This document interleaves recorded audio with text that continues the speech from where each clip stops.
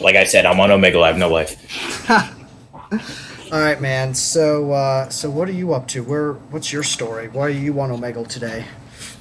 Well, to be completely honest, actually, hold on. Well, okay, all right. I'll start from the beginning. Okay, I was born. I was born in Mass. Um, actually, hold on. This motherfucker is speaking in my ear. It's really hard to dude, concentrate. dude. I've got. Whenever I get people on here on Discord from they have Discord people, they're always so distracted. You just gotta. Well, first tell them to subscribe, and then second, You heard the man. Okay, listen. Originally, I was gonna be like, have them tell me things, and I would just fabricate them and just, say whatever. But honestly, I feel like that'll be way too distracting. So I'm just gonna speak normally, like a normal human. Sorry, other people in chat or in my Discord.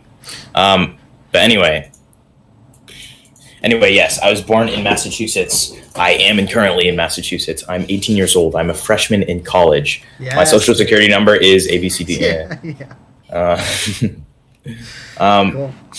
Yeah, I'm on Omegle because I was just with these people in Discord and I was bored and I was like, usually I'm pretty good at talking to people. So it's like one of the few things I'm actually good at. So I figured I would take this opportunity to flex on my friends and talk to people on Omegle and stream it to them because I have no life. Are you like in terms of like where we are in our culture today and stuff, are you interested in talking about like cultural things like the Black Lives Matter movement and that whole thing, or like what do you think about that stuff? About that stuff in general? Yeah, I mean, I could ask you more specifically. I just wanted to kind of gauge with you if you feel comfortable talking about it. That's like it's interesting that you say that kind of stuff because recently, or we'll say like the past 17 years of my life, I've just really hated politics and talking about it. I thought it was so boring. As soon as anyone brought it up, I would just, get out the door. I'd be out of there. But recently, I've just found it so interesting to hear other people's opinions and form my own. And just, I don't know why. It's just all hitting me at once. Like, I'm jumping all around the political compass, like trying to figure out where I land or where I lie permanently. So I'm definitely down to talk about all sorts of stuff. Currently, I'm pretty left-leaning. I was liberal. I'm less liberal than I thought I was. But again, I'm still figuring it out, 18 years old. But so far, I'm in Massachusetts. We're a blue state. I'm pretty left-leaning. Classic. You get the idea. Let's speak. Considered by many to be, after California, the socialist capital of America. Yeah, Yeah, that sounds about right. So like growing up, do you feel like you were influenced by your parents a lot in terms of like your political beliefs where you are now? Yeah, well, my parents, I didn't grow up as poor as one could. I was born into a middle class family, which is already like great. And then from there, over the years, we've gone to upper middle class. So now I'm doing pretty well in life. As you can see, the TikTok lights, all these books that I bought, this is like a virtual reality detector thing. So I'm streaming on like 2 monitors. I'm okay, right? Dude. So I consider myself lucky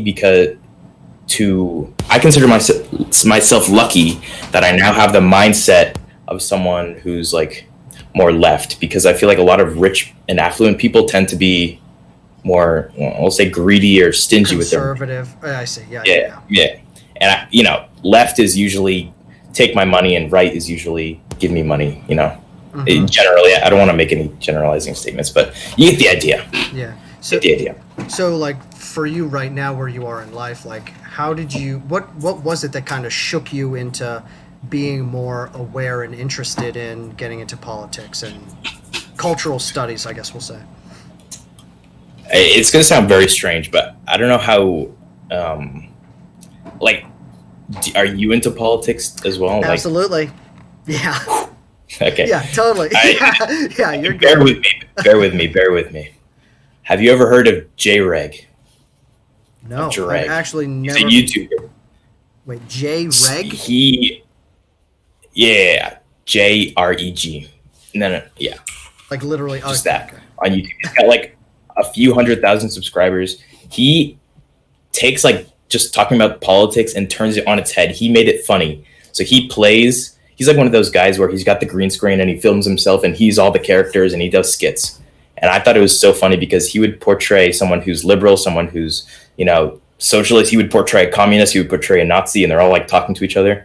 And he brought politics to like such an extreme that it made it relatable to me somehow, because instead of boring, being like, the semantics, all that, he made it just entertaining because it's such extremes. A literal communist arguing with a Nazi, arguing with an anarcho-communist. Like, and I was like, this is just funny. Like, it's not even boring. It's actually just funny. And he's talking about politics.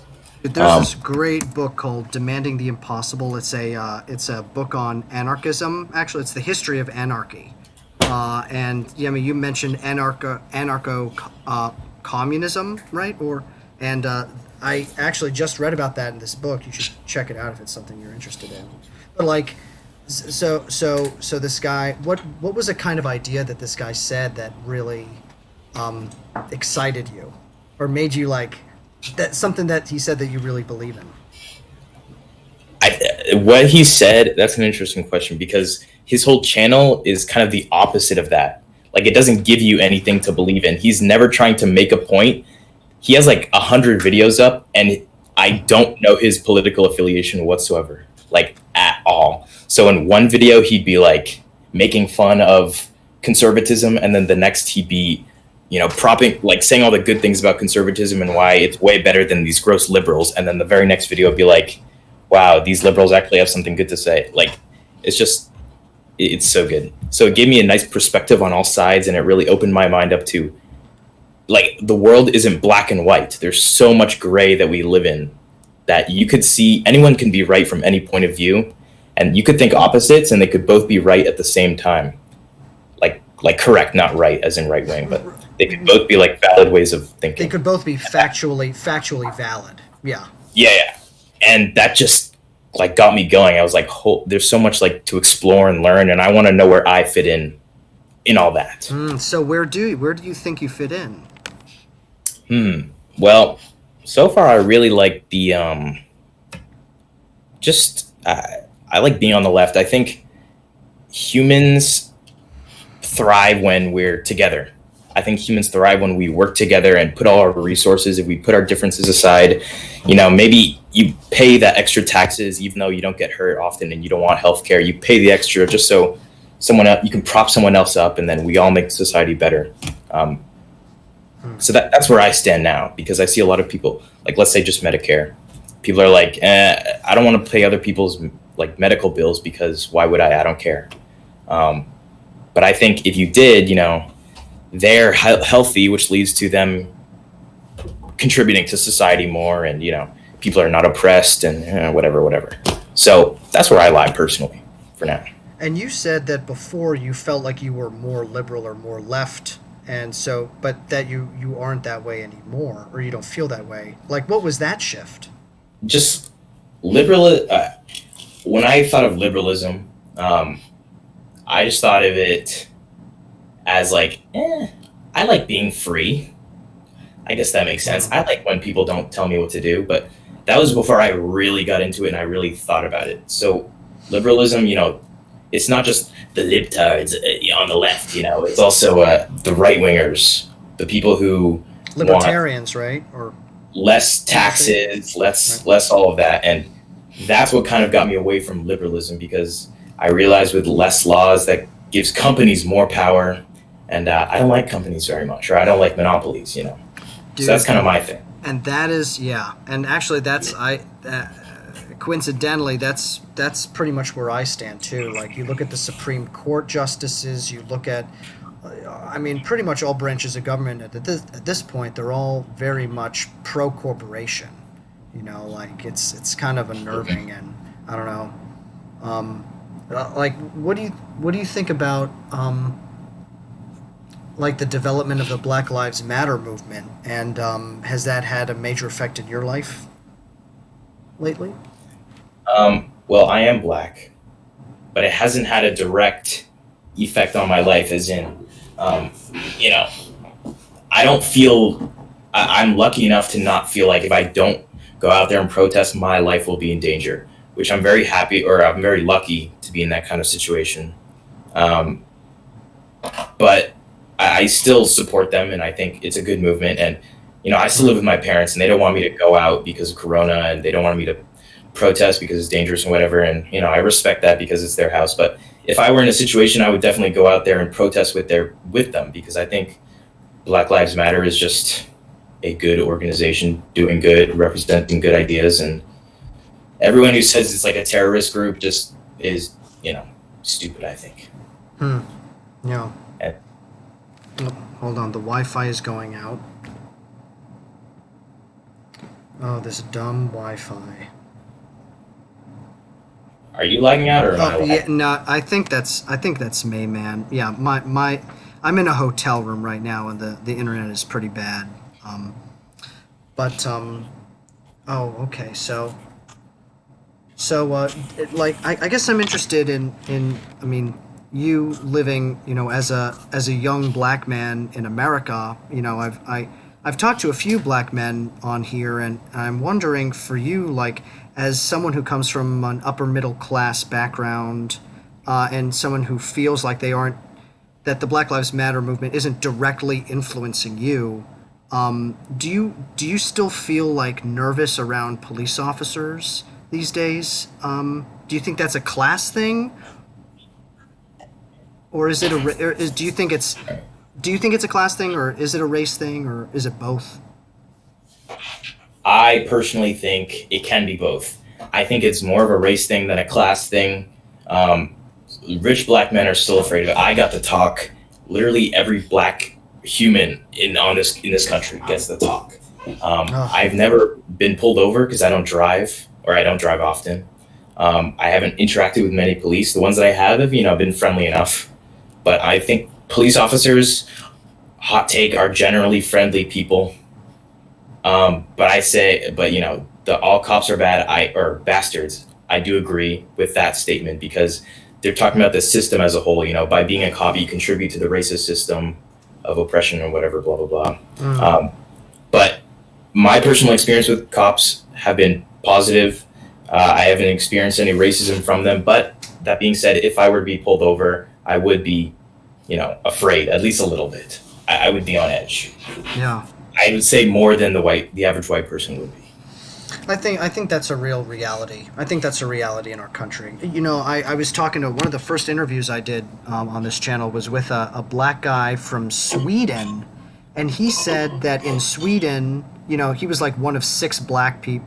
Six. He was like one of six black people in his entire city, and that he never felt nervous about police officers, and I think there's a culture of anger, here in America, because, like, why is that not the case for people maybe in Scandinavia as much as it is here?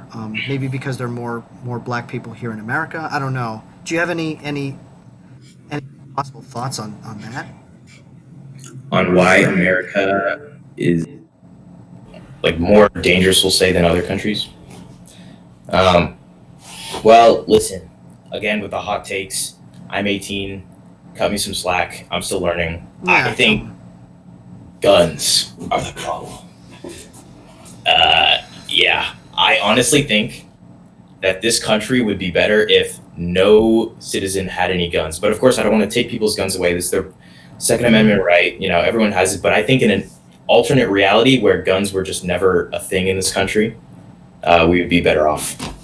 You think is for you, like, does that stand with, like, because there's the spectrum of, like, taking all assault rifles away, taking all hunting rifles away, taking all handguns. Like, where do you think you fit on that spectrum?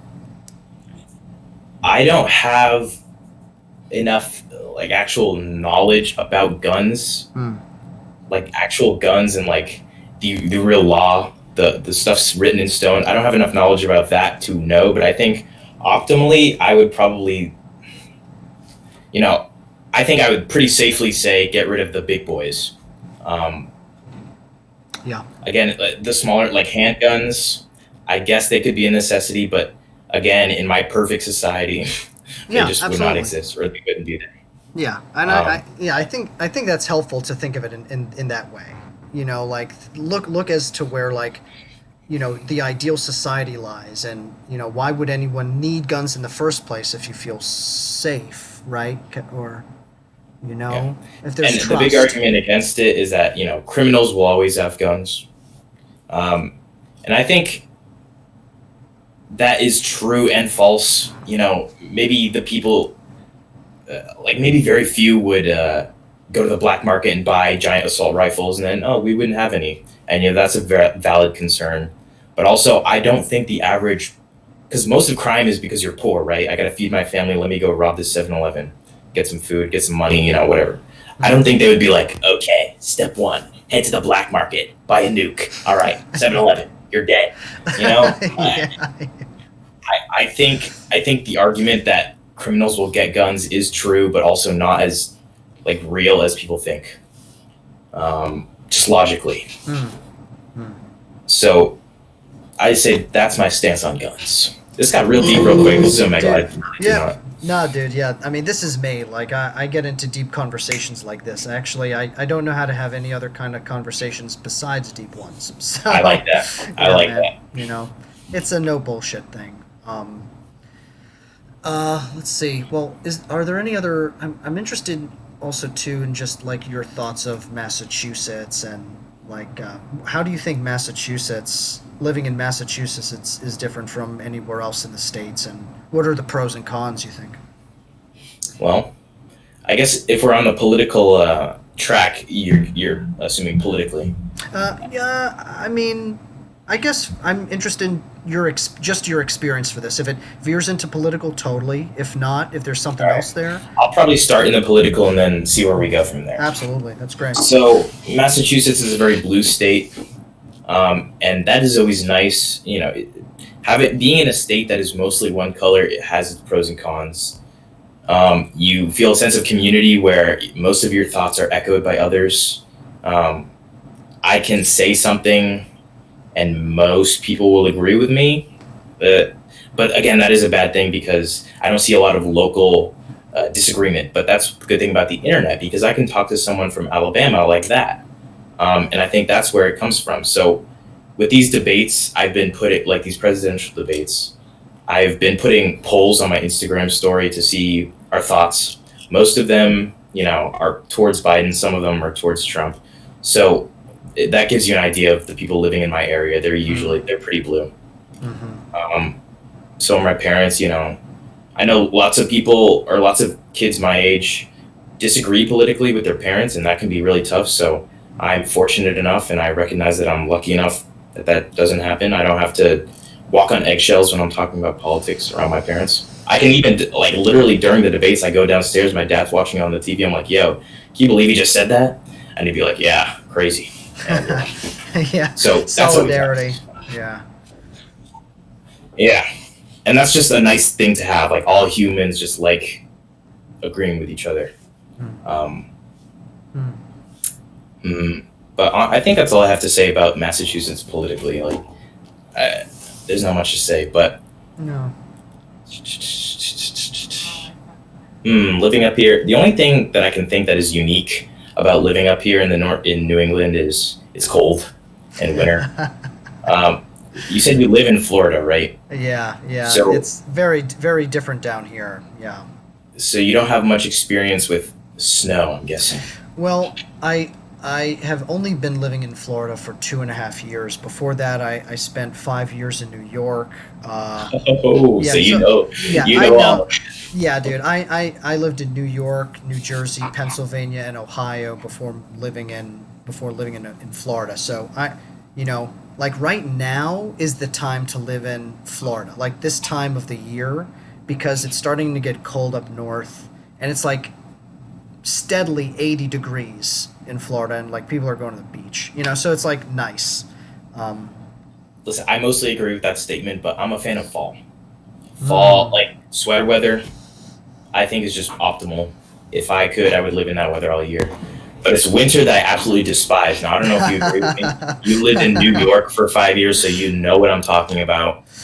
You didn't live in New York City, right? Or I maybe, did. I did. Yeah, yeah. The slush, is that what you're talking about? yeah. So maybe you don't know the extent of the slush because most of New York City is buildings, but you do know about slush and giant piles of dirty snow in the streets. It's disgusting. It's cold. The wind is biting at you. You see just mounds of yellow and brown snow. Like, Yeah, just like shitty snow, right? yeah, it's just god awful. So I hate winter's nice after winter's nice for the first 2 weeks when snow is still like fresh and you look out your window and it's like and you go outside and you like smell the smell of snow. You know Oh, what I'm that talking isn't. Yeah, about? that actually. Yeah, I actually missed that. Now that you're saying that, like, I'm thinking that I haven't like smelled that. I haven't had that experience in years now, and Yeah, it's kind of it's weird that nostalgic. snow has a smell because it's just frozen water It's like a cold but soft feeling. and it's eerily silent, or at least I don't know about New York Yeah. City, the Hong Kongs, but out here there's not a single bird chirping. I think it's because the snow's so soft and it like mutes the sound, like those like sound foam. Yeah. But I can't hear wind. I can't hear the snow hitting the ground. I can't hear cars. I can't hear birds. It is just literal silence. And then it's like softly falling and it smells and you're just like, this is winter. I feel Oh, so alive. oh, that is nice. Yeah, I miss that a ton. Yeah, like in New York, whenever there's a gigantic snowstorm, the whole city shuts down, and you're like walking around, and there are no taxis, just quiet. It's quiet, and you're like, I mean, the snow is like this high, and you're trudging through, and The those were crunch of the actually, snow. yeah, like I mean, those were some of my favorite memories in New York, actually. If my friend Lucas is watching, he and I. Yeah, would walk around all New York all the time, in that knee-high snow. Did you ever go to Central Park, like Willow Snow? Or when You it know recent? what? Actually, yeah, I don't think I actually did. Um, I don't think I ever went to Central Park. I would spend most of the time during the summer going to Central Park, but never. It was always just such like a hassle to like get on the train to just go to Yeah. you know Yeah, I work can imagine. your work and Yeah, auditions and stuff because I'm right. an actor, so that was. But actually, I have a few other questions to ask you, but I have them tucked in my bag. So just give me 1 second. I'll be right Okay, back. I'm gonna go get water. And Perfect. I'll find Perfect. this. Break time. Okay, cool. Discord people, I'm sorry this is boring. You generally do not have to stay. I like talking to this guy, so I'm just gonna keep talking to him. Yeah, I don't know how long this will last. I'm gonna talk to this guy as long as he wants to talk to me. So yeah, don't feel pressured to stay. I'm gonna go get water.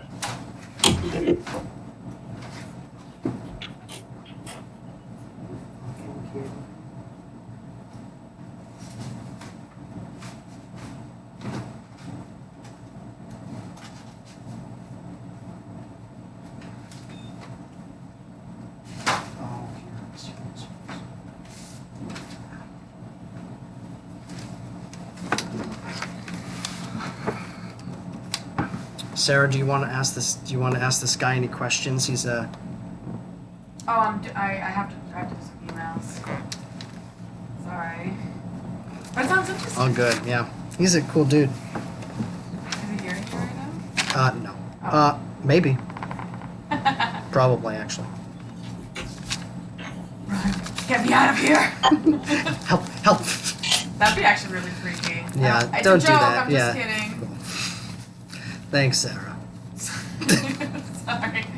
I promise I'm just kidding. It's all unedited videos.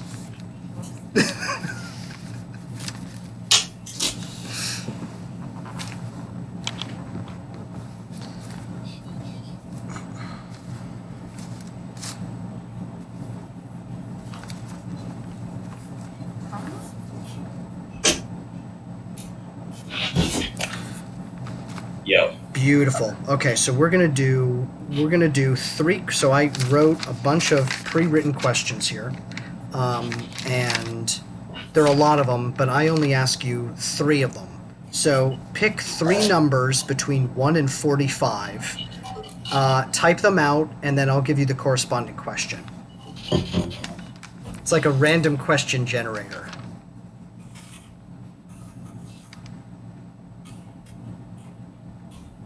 Mm.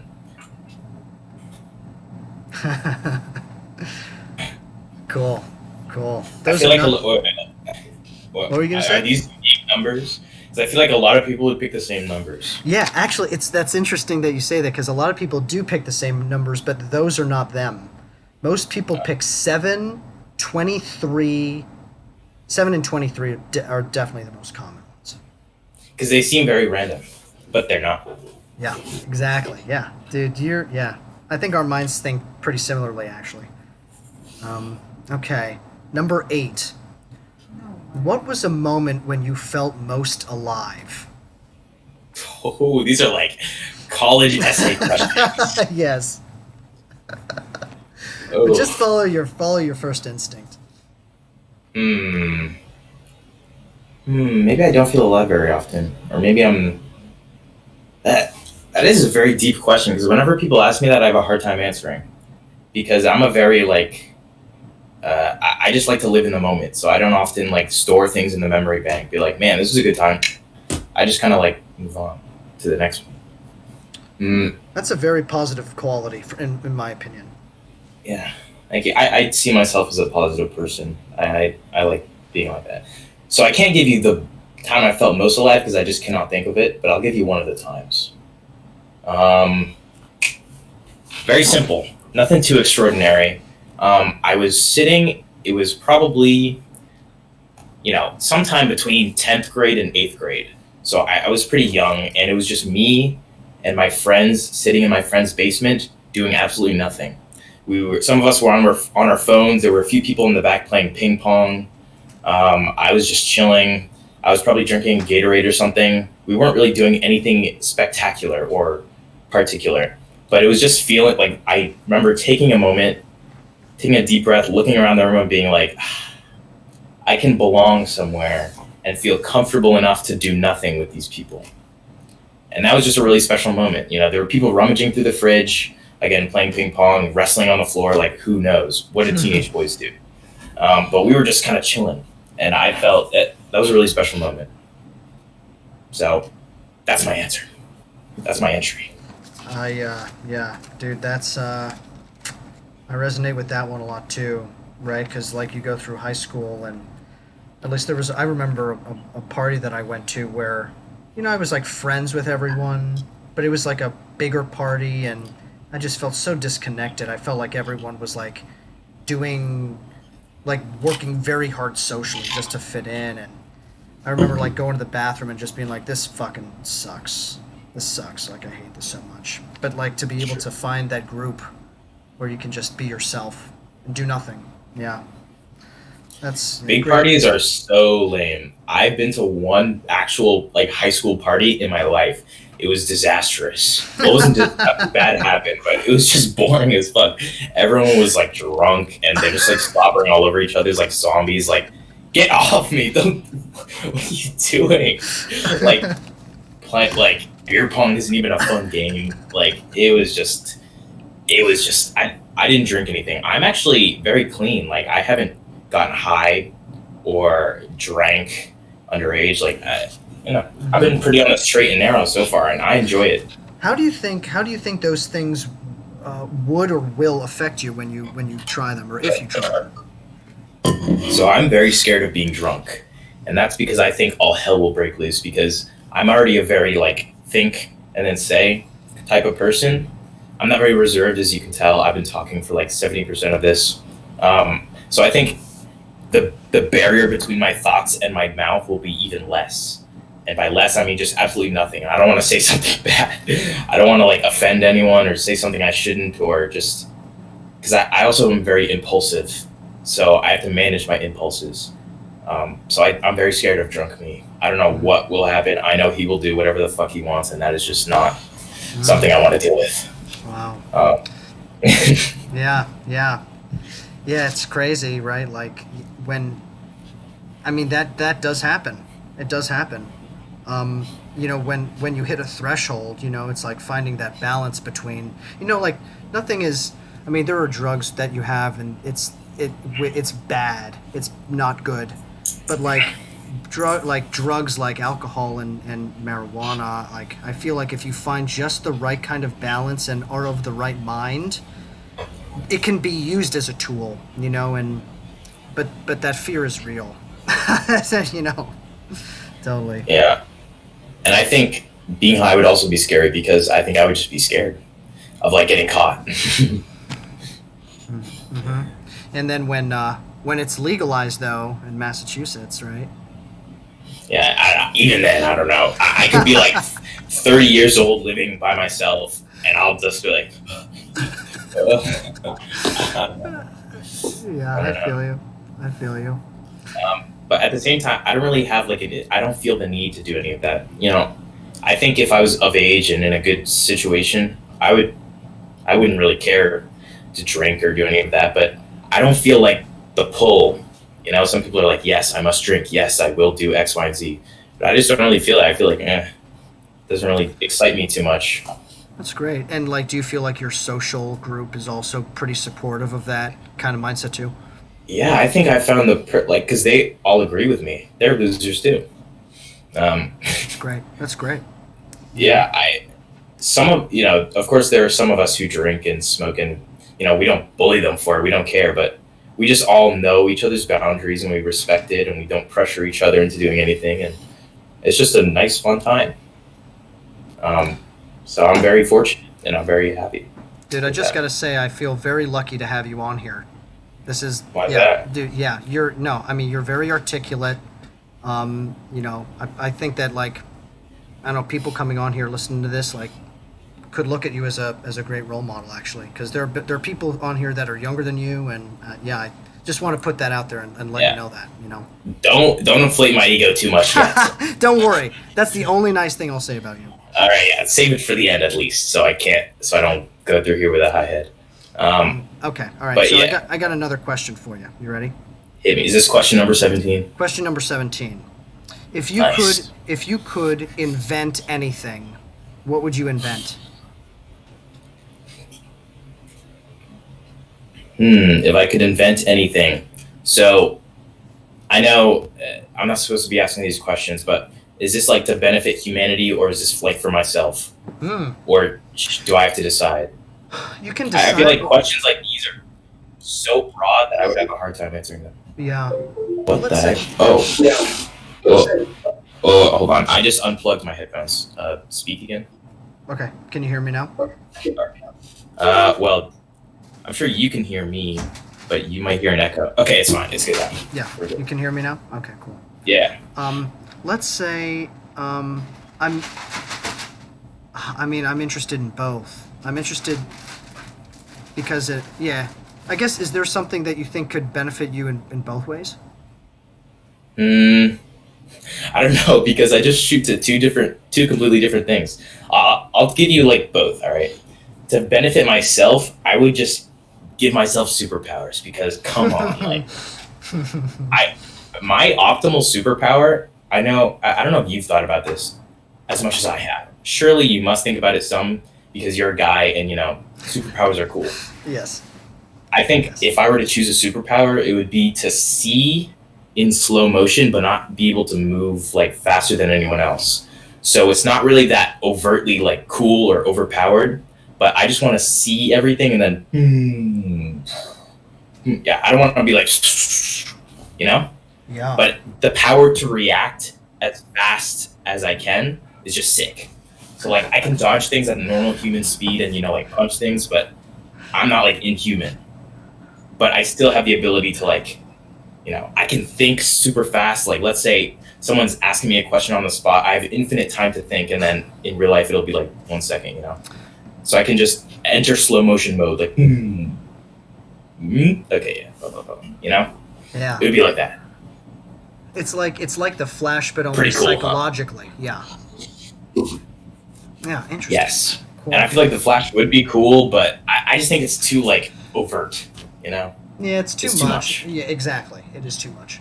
Yeah, I've thought about that. I think if I had a superpower, it would be to be able to see into the future, but the maximum amount of time is a week. I could only see a week into the future.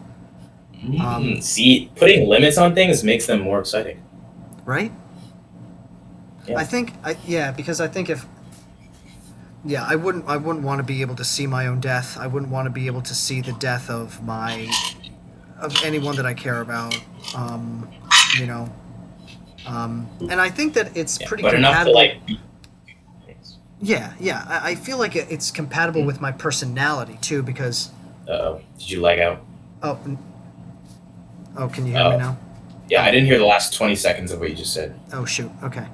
I think that would be compatible with my personality too, because like I think that I do a lot of research and I think about things a lot, and I connect dots decently well and can project what will happen, but it's not like a decent amount of time into the future. It's like, I can predict things, but not,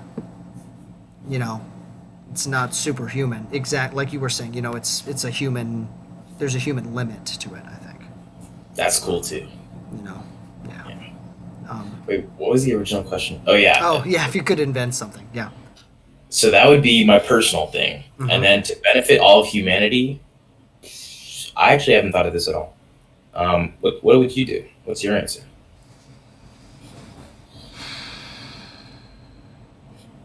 That would benefit all humanity.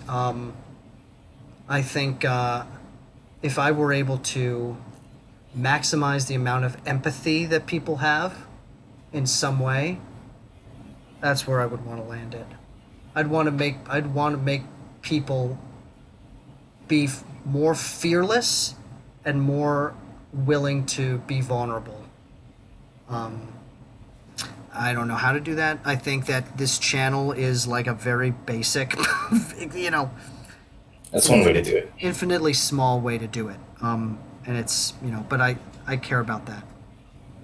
Yeah, that's actually really cool, because as you were thinking, I was also thinking, and we came to like the same conclusion. I would make a machine that would let you be able to experience life through someone else's shoes, or like through someone else's vision, or at least for a second, understand where they're coming from.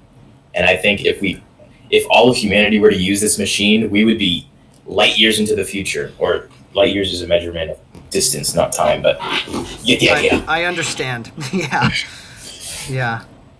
Yeah, we would be like light years psychically ahead of ourselves, right? Yeah, something like that. Exactly. Yeah, totally. Yeah, far out there. Totally. That's great. That's a great answer.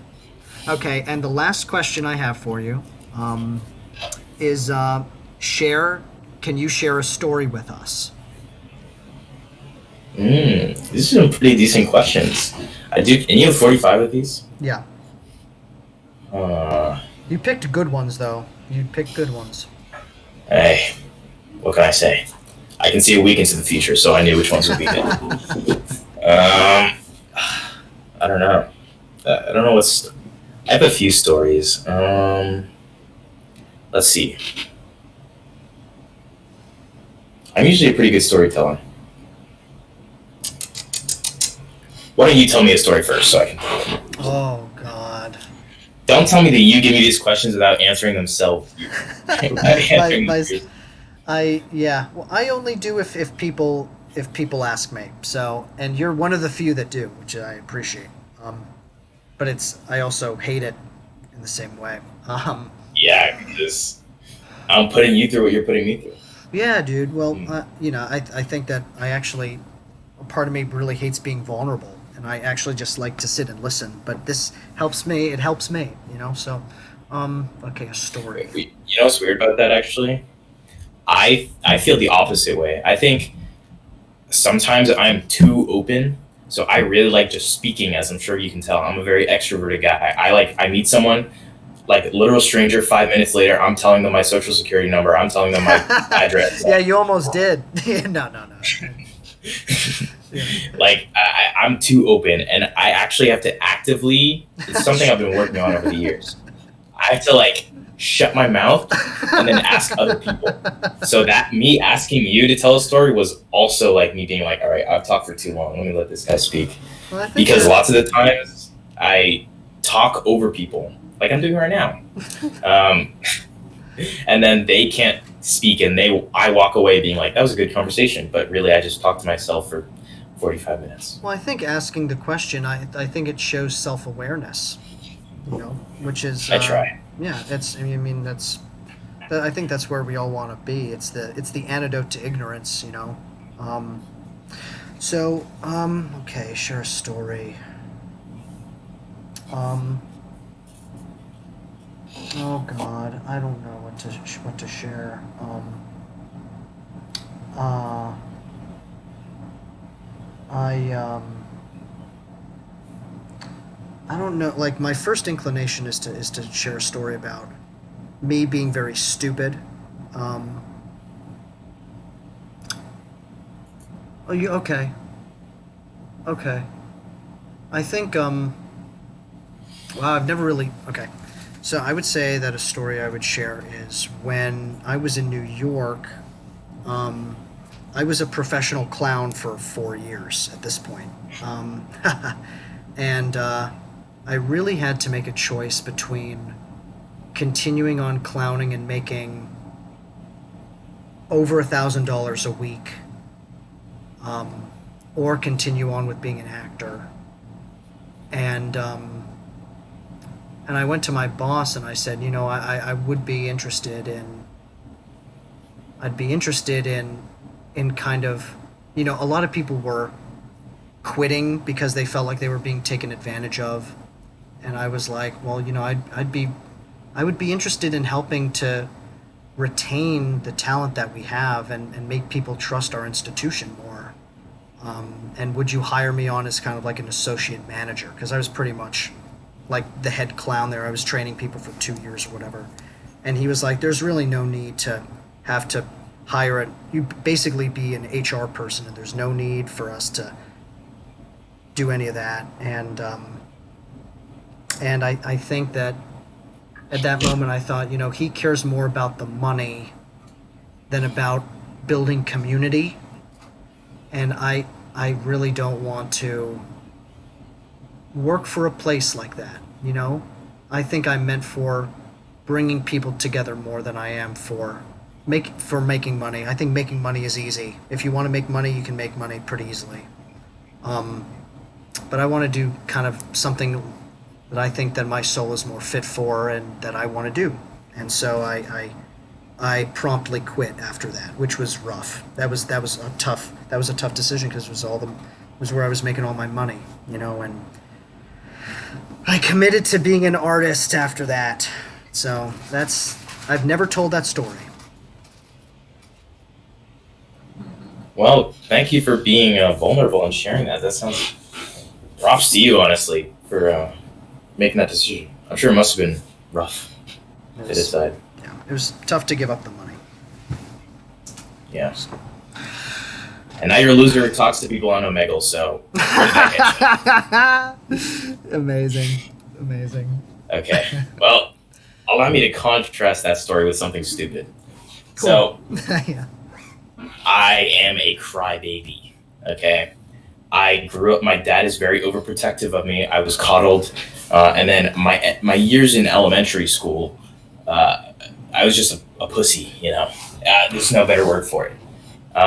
So I was just, I just cried a lot. And so these are just like some mini stories about me crying in elementary school for dumb reasons. So the first one is just a classic. First grade, first day of school, I enter the room. You know, these are new people. I didn't know any of these motherfuckers. So I'm looking around, okay? Every desk has a name tag. And, you know, you sit at the desk with your name tag. It's pretty simple. So I was just walking around the room looking for my name tag. And for the love of God, I couldn't find it. Maybe I couldn't read. Maybe it was hidden. Maybe, I don't know. Because I was in first grade. Maybe I just forgot how to read. It happens. And then after like 5 minutes, everyone was seated except for me. And I just really found that upsetting. I was like, oh God, everyone's staring at me. This is just not good. And then I just started crying because I didn't know what else to do. So like, oh God, I can't find my spot. So I just start crying. And then the teacher's like, okay, you absolute fool. Here's your seat. Sit down. All right. And then, you know, I sat down. No, you don't need to say because I was just being an idiot. Oh God. Yeah. Yeah. I, I, I got a few of those up my sleeve though, so uh, I'm gonna move on to the next one. So this one actually kind of makes sense because I was being like kind of bullied. So this was kindergarten the previous year. It was a different school with different kids, and um, and yeah. So I had some to lay the backstory. Okay, I'm pretty sure I had these red underwear that I wore, and for some reason they got mixed with like the wrong laundry, and they became purple. You know, whatever. I love Perfect. purple, one of my favorite colors, but I didn't like it as a kid, and I was like, oh gosh, this is terrible. And then one day, as a kindergartner, I walk into the bathroom and I do the classic kid thing where I pull down my pants and my underwear to my ankles. My bare child ass is showing. I thought this was normal because I did it at home and my parents never stopped me. So I was like, plopping at the urinal, everything's down, everything's out. And then it's weird because the kid didn't even make fun of me for having my ass out, which is strange. He made fun of me for my purple underwear. And I really didn't like that because purple is for girls and I am not a girl. Why are you making fun of me? And then I cried. I cried in the middle of the bathroom with my dick hanging out. Everyone was laughing at me. It was just a classic. Oh my So I went back to god. the classroom. Um, Are you kidding and that's me? just That's a. Oh no, my that's god, 100% dude. true. Uh, What a that's a good one, story. huh? That's nuts. That's a crazy dude. Because yeah, Uh, that's like something and that yeah, all of us would probably do too. And that's so yeah. man, dude. And I then for the mean, rest of the year, I was just like the underwear kid. I was the purple underwear kid. oh, oh man, Good dude. times. Yeah, Uh, dude. Yeah, good times. elementary school sucked. Like I used to fart a ton in school, and one time I farted in class, and my science teacher was like, "Go to the nurse," and I went to the nurse, and the nurse gave me a bottle of Beano, and I came back, and like the whole class was like laughing at me, and the teacher was like laughing at me too. It was awful. It was the most humiliating moment in my life. It sucked. Oh, Yeah, it sucked. It was come on, awful, man. dude. Yeah, man. I mean, what can you do? You're a kid. Oh, that's just that's Isn't fucked that up. brutal, man? Yeah, I, dude. Yeah. well, I life. Okay, wait. I got one more elementary story, and then we'll wrap it up.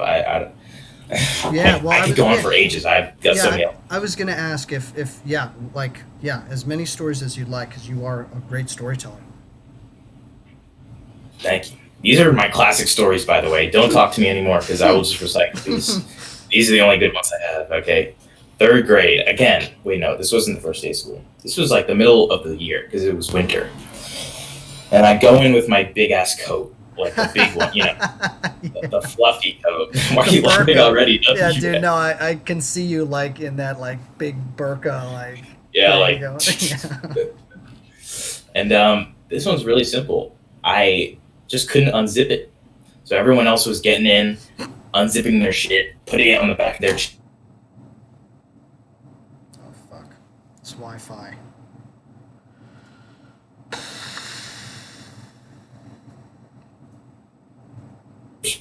Oh, very basic problem. oh, sorry, man. Hold on. Um, Sorry. Yeah, we froze.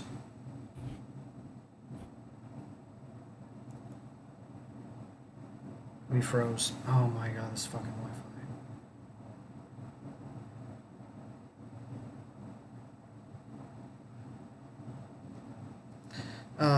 Did this disconnect? Are you kidding me? I don't even know his name. Oh my god. Yo, did you freeze a lot? Did you freeze a lot? I think the thing disconnected. I got bumped off the Zoom.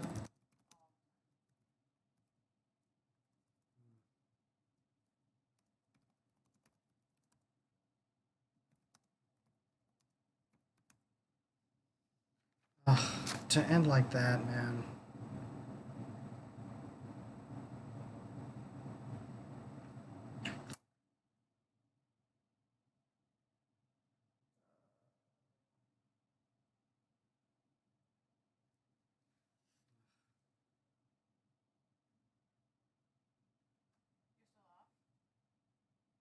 Yeah, it's yeah. We've been talking. I didn't even get his name. You didn't get his information? I thought you Well, sent him. no. I mean, I got his. I know that he's in Massachusetts, but I don't know his name. You don't have his email or anything?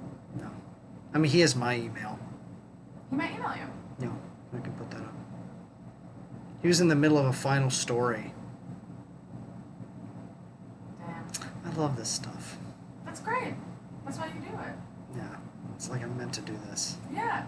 There you go.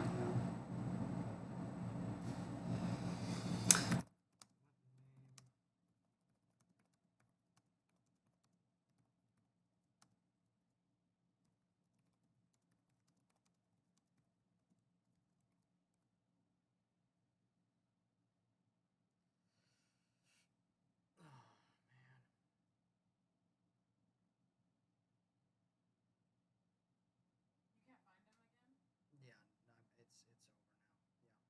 Yeah. I mean, I'm typing. We can type. So he's letting me know what name he's going to use for the video. Oh, so you are connected to him. Yeah, but not. I can't hear him, and I can't like his video stopped. But do you?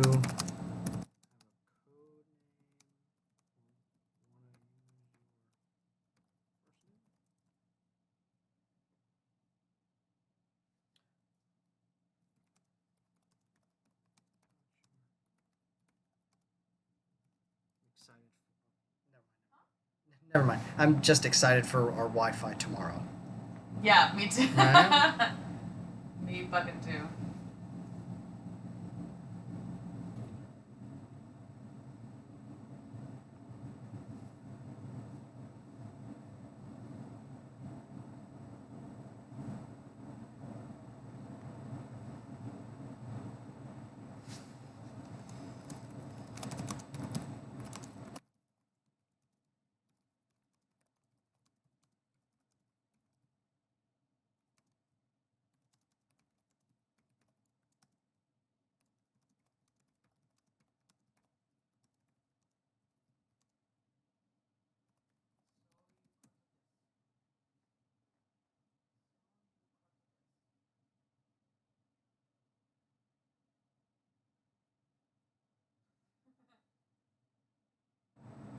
Oh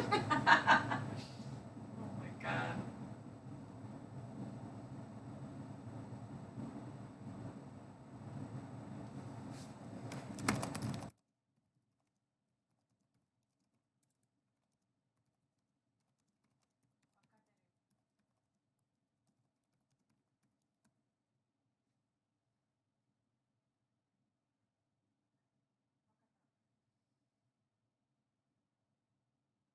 All right, everyone. See you later.